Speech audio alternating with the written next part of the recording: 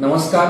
राज्याचे संवेदनशील उपमुख्यमंत्री एकनाथजी शिंदे साहेब यांच्या नेतृत्वाखाली त्यांच्याच वाढदिवसाचं औचित्य साधत 9 फेब्रुवारी रोजी उपमुख्यमंत्री वैद्यकीय मदत कक्षाची स्थापना करण्यात आली आहे.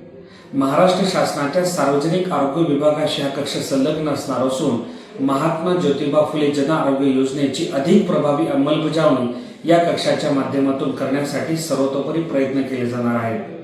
खरं तर या कक्षाच्या माध्यमातून रुग्णांना थेट अर्थसहाय्य वितरित केले जरी जाणार नसलं तरी या कक्षाच्या माध्यमातून राज्य शासनाची मुख्यमंत्री वैद्यकीय सहायता निधी योजना, धर्मादाय रुग्णालय योजना, RBSK योजना, केंद्र शासनाची आयुष्यमान भारत योजना आदी सगळ्या योजनांशी समन्वय साधत संबंधित रुग्णाला जास्तीत जास्त कसा दिलासा देता येईल यासाठी सर्वतोपरी प्रयत्न केले जाणार आहेत.